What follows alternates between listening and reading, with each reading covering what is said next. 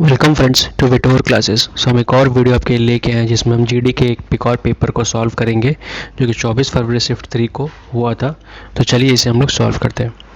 Video से पहले आपसे रिक्वेस्ट है, प्लीज़ अगर आप देख रहे हो तो एक लाइक कमेंट ज़रूर कर दें। ये बहुत ही बेनिफिशियल होगा हम लोगों के लिए, हम रीच आउट कर पाएंगे और ज़्यादा वीडियोज़ और पेपर्स आपके लिए लेके आ पाएंगे हम लोग। और एक और इम्पॉर्टेंट बात है कि आप चाहे हमारे यूट्यूब चैनल कम्युनिटीज़ को ज़रूर फॉलो करें।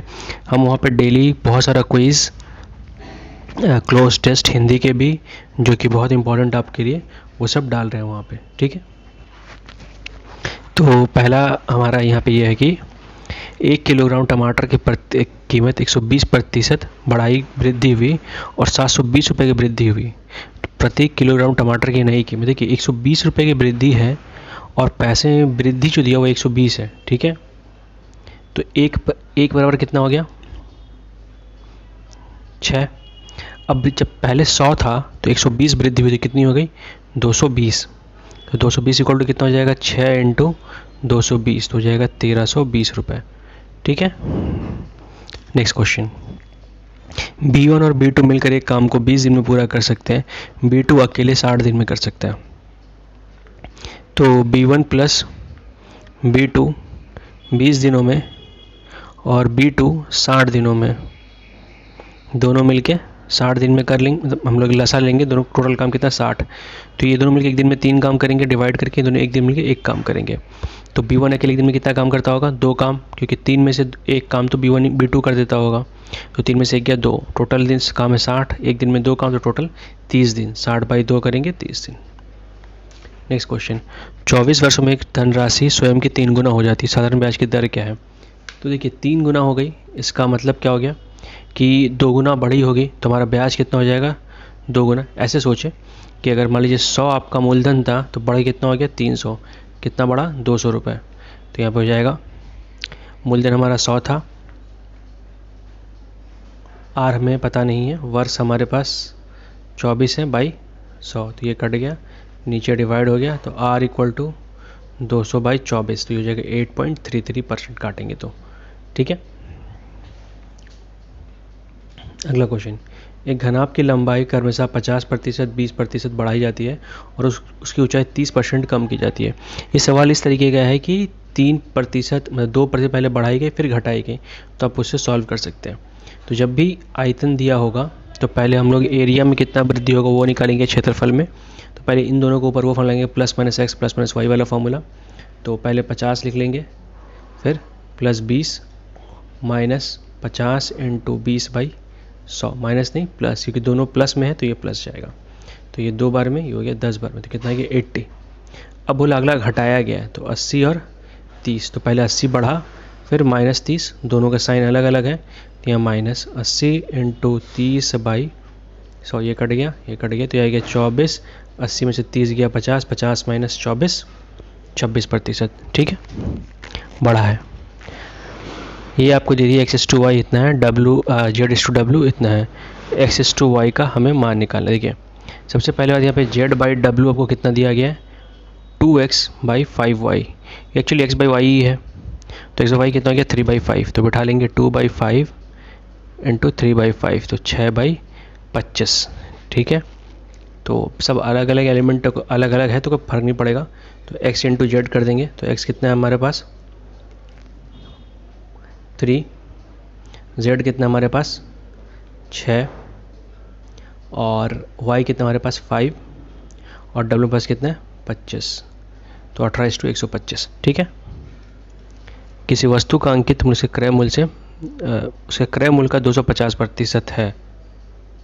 देखिए अगर अधिक होता तो 350 लिखते हैं, लेकिन सिर्फ 250% बोला गया है। तो मान लीजिए CP अगर 100 हो गया तो MP कितना हो जाएगा 250, 50% की छूट, मतलब आधे में बेचा गया होगा तो 125 में बेचा, कितना का फ़ायदा हो गया, 25% का। ठीक है, अगला क्वेश्चन है हमारा कि एक बस निर्धारित समय से 60 मिनट देरी से चली लेकिन अपने गंतव्य तक 150 किलोमीटर की दूरी पर समय पहुंचने के लिए उसने अपनी गति को 5 किलोमीटर प्रति घंटा की वृद्धि कर दी, तो बस का सामान्य चाल क्या है। तो देखिए सबसे पहला चीज़, जब ये गति बढ़ेगा तो समय कमेगा, ठीक है, मतलब जो समय होगा कम लगेगा। तो हम लोग पहले की दूरी 150 था, स्टार्टिंग गति उसकी भी मान लेते हैं। तो 150 बाई भी करेंगे तो उसको इतना समय लगता, अगर भी स्पीड से जाता तो देर से पहुंचता। लेकिन अब उसने क्या किया, अपने स्पीड को v+5 कर लिया है। दूरी तो अभी वही है, तो इन दोनों का अंतर कितना आना चाहिए, 60 मिनट। 60 मिनट मतलब 1 घंटा है। तो जिस ऑप्शन में भी ये 1 घंटा आ जाएगा वही हमारा आंसर हो जाएगा। ठीक है, तो हमें उस तरीके से सॉल्व करना पड़ेगा। तो डायरेक्टली मुझे देख के समझ में आ रहा है 25 होना चाहिए। अगर 25 से यहाँ बिठाएंगे तो 6 आ जाएगा, 155 25 6, और 30 आ जाएगा 5। तो कितना आ गया अंतर, 1। तो 1 हो गया आंसर। ठीक है, अगला क्वेश्चन, एक घड़ी के क्रय मूल्य और विक्रय मूल्य का अंतर इतना है, यदि लाभ प्रतिशत 35% है तो विक्रय मूल्य क्रय मूल्य का अंतर मतलब कितना हो गया, 560। यही लाभ भी हो गया जो कि 35% है। तो 35% इक्वल टू 560 हो गया। हमसे विक्रय मूल्य पूछा, तो विक्रय मूल्य कितना होगा, 135, क्योंकि लाभ हो रहा है। तो 560 बाई 35 इंटू 135। ठीक है, तो इसे हम लोग सॉल्व करेंगे। तो पहले काट लेते हैं इसे। 7 से काटेंगे 5 बार में, ये कटेगा। 80 बार में 5 से इसको काट लेते हैं 2 बार में और 7 बार में। तो 62160। ठीक है, अगला क्वेश्चन, एक अर्धगोले का त्रिज्या इतना है, इसका आयतन कितना होगा।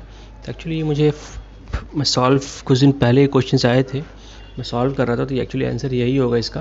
बट मैं फॉर्मूला लिख देता हूँ फिर भी। Formula 2/3 pi R cube. 2/3 pi का मान 22/7 बिठाइए, आर हो गया 2.1, तो 21/10, और क्यूब है तो 21/10 3 बार। अब इसे यहाँ से काट लीजिए और इन 10 को छोड़ दीजिए, काटिएगा मत। ठीक है, आप नॉर्मली इन सबको गुना कर लीजिए, आपका आंसर आ जाएगा। ठीक है, अगला क्वेश्चन, अनिल और विकास की आयु का अनुपात 8:5 है, आय का अनुपात। यदि विकास को अनिल 3000 रुपये कम मिलता हो तो अनिल और विकास की कुल आय कितनी। देखिए, तो मतलब इन दोनों का अंतर आपको दे दे, कम मतलब इससे कम मतलब ये इतना अंतर हो गया। तो इन दोनों का अंतर कितना, 3 बराबर कितना दिया गया, 3000 रुपये। तो 1 बराबर कितना हो जाएगा, 1000 रुपये। उनकी कुल आय बोले तो कुल आय मतलब 13 ऐड कर देंगे तो 13000 रुपये। अगला क्वेश्चन, ठीक है, तो बोला एक रमेश एक वस्तु को 236 रुपये में बेचकर 46 रुपये लाभ कमाता है, तो लाभ प्रतिशत। सबसे पहले से क्रय मूल्य निकालेंगे। तो क्रय मूल्य कैसे आएगा, 236 में से 46 घटा देंगे तो 190। लाभ कितना है, 46, क्रय मूल्य कितना है, 190 इंटू 100 कट गया। अब 460 बाई 19 को बस हमें भाग करना है। ये बेसिकली आप इसको ही सिर्फ भाग करिएगा तो ये कट जाएगा आपका। पहले 2 आएगा, फिर 8 बचेगा, तो 84 टाइम में, हाँ 24.21। आगे करने की ज़रूरत नहीं, 24 मिल गया। तो इन सब का लघुत्तम समापवर्तक।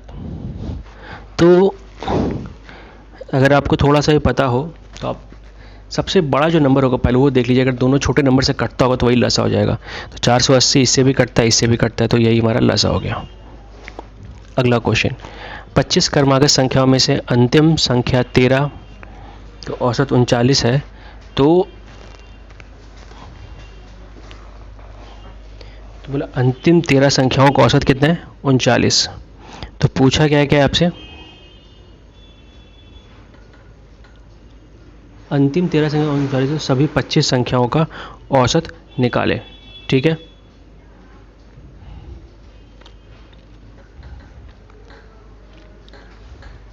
तो इसे हम लोग कैसे सॉल्व कर सकते हैं। देखिए, जब भी क्रमागत संख्या पूछा जाएगा तो पहला संख्या और अंतिम संख्या, इसमें 25 है, अगर इन दोनों का योग का डिवाइड बाई 2 कर देंगे तो सबका औसत निकल जाएगा। ठीक है, लेकिन हम सिर्फ यहाँ पे 13 संख्याओं के बारे में सोचते हैं। तो 13 संख्याओं का औसत क्या होगा, पहला को अगर हम लोग a मानते हैं, ठीक है, तो दूसरा कितना होगा, a+1। तो अगर ऐसे देखते जाएंगे तो a 13 संख्या अंतिम 13वां का पहला कितना होगा, 12, मतलब 13 नंबर पे होगा, तो हो जाएगा a+12। और आखिरी जो संख्या होगा वो हो जाएगा a+24। तो अगर हम थोड़े टाइम के लिए इसको भूल भी जाए इतने दूर के लिए, तो ये भी तो एक क्रमागत अंतिम संख्याओं हैं, तो इन दोनों का योग करेंगे तो इनका औसत भी निकल जाएगा। a+12 a+24/2 करेंगे तो 39 आना चाहिए। ठीक है, तो ये हो जाएगा 2a, ये हो जाएगा 36 और ये हो जाएगा 39 × 2, तो ये आपका आ जाएगा 78। 78 ला के आप घटाएं, इसमें जाएगा 2, ये आएगा 4, a = 21। ठीक है, तो पहला संख्या कितना हो गया 21 और लास्ट कितना होगा 21 + 24 45। तो इन दोनों को जोड़ेंगे डिवाइड बाई 2, तो 6/2 तो 33। ठीक है, ये बहुत ही अच्छा क्वेश्चन था जीडी के स्टैंडर्ड से, तो जिसने भी बनाया होगा अपने टाइम पे उसे बहुत ही नॉर्मलाइज नंबर मिला होगा। देखिए, ऐसा क्वेश्चन आएगा, जब भी आएगा तो आपको करना क्या है, आप ऊपर वाली चीज़ को पहले छोड़ दीजिएगा। अधिकतर टाइम में 1 रहता है, तो आप क्या करिएगा, जो लास्ट का संख्या है 47, इसमें से पहले संख्या को घटाइएगा पहले। ठीक है, फिर क्या करिएगा 47 × 1 करिएगा। अब देखिए सब में अंतर कितना है 2 2 2, तो इसे हम लोग 2 से भाग भी करेंगे जब नीचे में। अब हुआ क्या है कि हमारे पास ऊपर में भी 2, अधिकतर टाइम 1 होता है तो 1 गुना करते हैं, तो जो रहेगा 2 रहेगा तो 2 गुना करेंगे, 3 रहेगा तो 3 गुना कर देंगे, तो 2 गुना कर दिए, तो 2 से 2 कट गया, ऊपर आ गया 46, नीचे आ गया 47। ठीक है, अगला क्वेश्चन, इसका महत्तम समापवर्तक चाहिए, तो हमें ऊपर का मसा चाहिए और नीचे का लसा। तो 27, 9 और 6 का मसा जो होगा 3 होगा, 3 से ही बस तीनों दोनों कटते हैं और इनका लसा हो जाएगा 100, 3/100 आंसर। अगला क्वेश्चन, एक निश्चित दर चक्रवृद्धि ब्याज पर एक मूलधन उधार दी जाती है, 3 वर्षों के अंत में राशि इतनी और 4 वर्षों के राशि में इतनी, तो मूलधन क्या है। देखिए, इसका एक फॉर्मूला जो हमारे पास, पहले हम वो लिख लेते हैं, तो पहले हम 4 साल का लिखेंगे। ठीक है, तो 4 साल में मिश्रण कितना हो जा रहा है 14641। फॉर्मूला क्या होगा P × R। ठीक है, दूसरे केस में क्या होगा 13310 P 1 + R/100⁻3। तो इसे हम लोग डिवाइड कर देंगे जब भी ऐसा क्वेश्चन, ये चक्रवृद्धि ब्याज में ये इतना हो जाता है और अगले साल में इतना हो जाता है, तो PP कट गया, यहाँ पे नीचे ये 3 था, यहाँ पे 4 था, तो ख़त्म, 1 बच गया। अब हो गया 14641 डिवाइड बाई 13310। ये जो 1 बचा रहेगा इसे ला के हम यहाँ घटा सकते हैं, ये हो जाएगा R/100। तो ऊपर अगर हम लोग करेंगे तो आएगा 14641 माइनस 13310 डिवाइड बाई 13310 R/100। तो 136 में से 3 गया 3, सॉरी, तो अगर इसे हम लोग सब्ट्रैक्ट करेंगे तो ये कुछ मिस्टेक है, 14641 माइनस 13310 तो आएगा 13310। अच्छा ठीक है, 13310 तो कटा ये 10, तो R100 तो ये कट गया, तो R = कितना आ गया 10, तो 10 हम सॉरी फिर हमने R = 10 निकाला। अब किसी एक में बिठा के आप सॉल्व कर सकते हैं, तो 13310 P यह आ जाएगा आपका 10/10, तो जाएगा 1/10 का क्यूब। इसे सॉल्व करेंगे तो आएगा P × 11/10 का क्यूब, 11 का क्यूब, और ये आपस में कट जाएगा, 0 बचा, या नीचे 3 था, आगे 4 0 मल्टीप्लाई हो जाएगा। ठीक है, नेक्स्ट क्वेश्चन हमारा ये है कि 18 छात्रों का औसत अंक 190 है, बाद में पाया गया कि छात्र के एक अंक गलती से 64 का स्थान पर 46 दर्ज किया गया, दोनों छात्रों के अंकों के सही औसत कितना है। तो पहले 18 छात्रों के 190 अंक है, गुना कर लेंगे, 64 के स्थान पे 46 दर्ज किया, तो 46 घटाएंगे, 64 जोड़ेंगे, डिवाइड बाई 18 कर देंगे। इसको सॉल्व करेंगे तो हमारा आंसर आ जाएगा। ठीक है, ये हुआ कितना, अच्छा 191। ठीक है, नेक्स्ट क्वेश्चन, 8 दिन काम करने के बाद पायल को पता चलता है केवल 10% काम पूरा हुआ है। तो 8 दिन में पायल ने कितने काम किए? 10%। तो पूरा काम करने में 80 दिन लगेगा। तो पायल की इफ़िशियंसी कितनी हो जाएगी? 1/80। वो पिंकी पर काम पे रखती है जो उसे 50% अधिक कुशल है। ठीक है, तो क्या निकालेंगे हम लोग? उसका कुशलता निकालेंगे, एफिशिएंसी निकालेंगे, जो कि 150% होगा। तो ये 2 बार में, ये 3 बार में, यह जाएगा 3/160। ठीक है, तो अब ये एक दिन में इतना काम ख़त्म करती है और ये एक दिन में 1/80 काम ख़त्म करती है। तो बस दोनों को जोड़ के अगर हम लोग सॉल्व कर लेंगे तो हमारा काम हो जाएगा। ये 80 से 2 बार में, ये 3 बार में, ये आ गया आपका 5/160। तो आप इसे काटें, 3 2 समथिंग, सो ये बेस